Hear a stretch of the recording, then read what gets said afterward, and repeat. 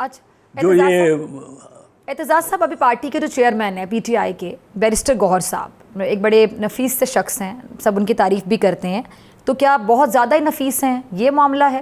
کیونکہ بیرسٹر بھی ہیں, قانون کو بھی سمجھتے ہیں, اور پھر وہ پارٹی کی چیئرمین شپ بھی سنبھال رہے ہیں, وہ اس معاملے کو ہینڈل نہیں کر پائے کیونکہ بہت سے معاملات آپ کو بات چیت سے بھی حل کرنے پڑتے ہیں. جیسا مذاکرات کی اکثر بات جو ہے وہ چھڑتی ہے کہ جی مذاکرات ہونے چاہیے, مذاکرات ہونے چاہیے, پھر اگر شروع بھی ہوتے ہیں تو اس کا اونٹ کسی کروٹ نہیں بیٹھ سکتا, کسی نکر لگتا ہی نہیں, معاملہ درمیان میں کھٹائی میں پڑ جاتا ہے.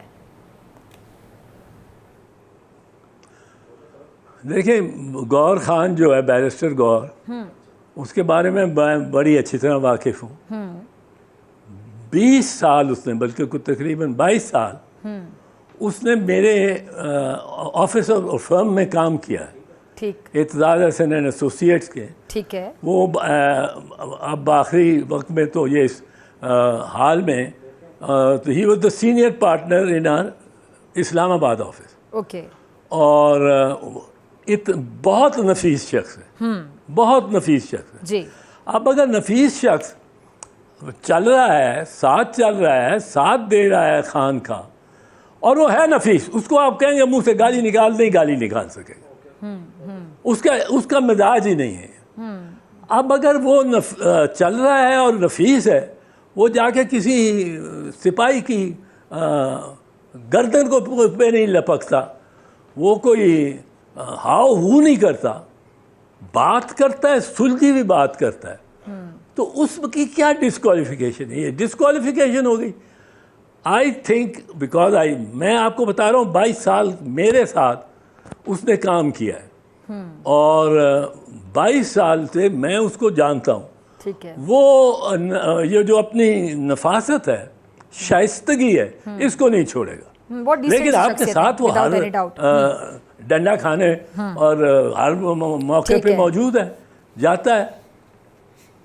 اچھا سر, اگر ہم قانونی مہارت کی گھر پہ بھی چھاپا پڑ چکا ہے. اعتزاز صاحب چلیں, ان کی ہم نے شخصی پہلو تو ہم نے ڈسکس کر لیا کہ بہت نفیس ہیں, بہت گریسفل ہیں, وداؤٹ اینی ڈاؤٹ, لیکن ان کا جو ایک قانونی مہارت ہے, اگریڈ, بڑی سوبر سی پرسنالٹی ہے, لیکن جو ان کی قانونی مہارت ہے اس کا پی ٹی آئی کو اس ٹائم پہ کیا فائدہ ہو رہا ہے؟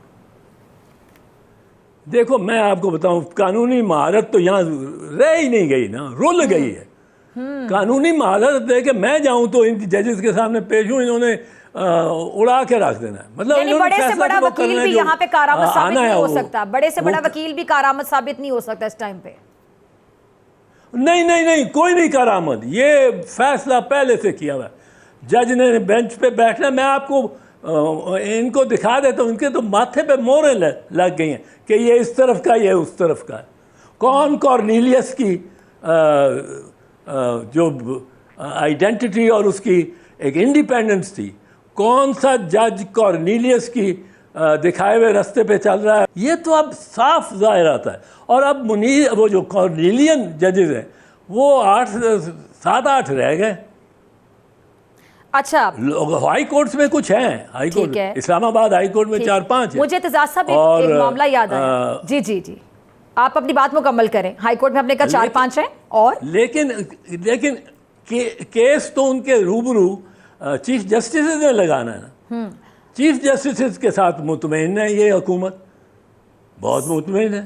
چلے خیر, آپ بڑی بات کر رہے ہیں. الیکشن ٹرائیبیونل, ایک الیکشن پٹیشن نہیں چلی, تاریخ ہی نہیں سنی, اور اس میں الیکشن پٹیشنز اس لیے نہیں کہ الیکشن ٹرائیبیونلز انہوں نے وہ ریٹائرڈ ججز کو بیچ میں لا کے اپنی مرضی کے لگا لیے ہیں, وہ چلتا ہی نہیں. اچھا, الیکشن پٹیشن ہی نہیں چلتا. مجھے یاد آیا اعتزاز صاحب, اب اس کے آگے وکیل کیا کر سکتا ہے؟ ٹھیک ہے, آپ نے بتا دیا نا کہ کچھ بھی نہیں کر سکتا, کارآمد ہی نہیں ہو سکتا. اچھا اعتزاز صاحب, مجھے یاد آ رہا ہے کہ جب 26ویں ترمیم کا معاملہ تھا تو آپ کے ساتھ میں نے ایک پروگرام کیا تھا اپنے پرانے نجی چینل پہ جہاں میں کام کرتی تھی, آپ کو بھی یاد ہوگا.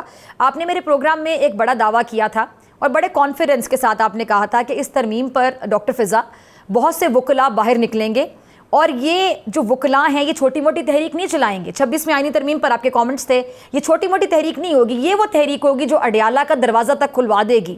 آپ کو یقیناً یاد ہوگا تو اب میرا سوال وہی کہ اب آپ جی بالکل اب آپ یقینی طور پہ مایوس ہوں گے کیونکہ اس ٹائم پہ آپ کو لگ رہا تھا کہ وکلاء باہر آئیں گے اور تحریک چلائیں گے، لیکن کوئی باہر نہیں آیا، کوئی تحریک نہیں چلی، سب نے ایکسیپٹ کر لیا اس ترمیم کو.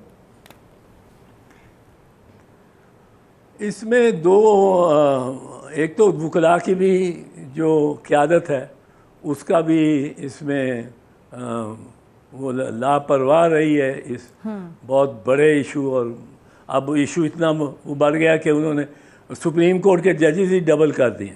17 تھے سپریم کورٹ کے ججز، اب 34 اسامیاں ہیں سپریم کورٹ کی، اور 15 کے انہوں نے بھر دی ہیں. سو اپنا انہوں نے یہ شریف خاندان نے اپنے آپ کو سیف کر لیا. اب اس کے بعد جو ججز ہیں، ججز نے بھی بڑا، ججز دیکھیں یہ جج 4-5 باہر نکل آتے. میں کہتا ہوں یہ جو اب بیٹھے ہیں نان کانسٹیٹیوشنل بینچ پہ، جو نہیں ہے کانسٹیٹیوشن بینچ پہ، وہ تو درجہ دوم کے سپریم کورٹ ججز ہو گئے نا. جس طرح سول جج درجہ اول، درجہ دوم، درجہ سوم ہوتا ہے، کیونکہ ان کی جورسڈکشن ریسٹرکٹڈ ہے. وہ سپریم کورٹ کا جج ہے، وہ آئینی کسی معاملے پہ نہ بحث سن سکتا ہے نہ فیصلہ کر سکتا ہے. تو یہ ایسے ججز کو تو اگر وہ یہ انیشیٹو لیتے بہت بڑی تحریک چلتی. ادھر افتخار محمد چودھری وہ ڈٹ گیا تھا، اس کو کہا استعفیٰ دو، اس نے کہا میں نہیں استعفیٰ دوں گا. اس کو کہا انہوں نے تمہارا کیس چلے گا وہ سپریم جوڈیشل کاؤنسل میں، انہوں نے کہا چلاؤ، میرے پہ کیا الزام ہے دکھاؤ. سر اس تحریک میں تو آپ کا بھی، اس میں تو آپ کا بھی بڑا کردار تھا اور وہ بہت بڑی تحریک تھی، لیکن اس دور میں اب اس دور میں اس کو آپ کو لگتا ہے کہ کوئی فرق ہے اب؟ نہیں، آج کل بربریت بہت زیادہ ہے، اور جس طرح لوگ اور ڈسپیئر کیے جاتے ہیں. اب میں نے یہ کبھی نہیں دیکھا تھا.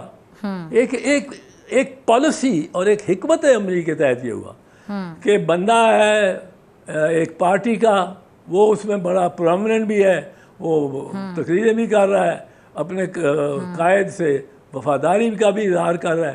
وہ غائب ہو گیا. 20 دن بعد وہ آیا ہے کہ میں تو سیر کرنے ناردرن ایریاز کی چلا گیا تھا، اور میں ادھر ادھر ہو کے آیا ہوں، کاٹ کے آیا ہوں، اور میرا لیڈر بڑا غدار ہے. وہی عمران خان اب غدار ہو گیا. یہ تو ہمارے سامنے ہوا ہے ڈاکٹر صاحبہ، اس سے تو کوئی انکار نہیں کر سکتا.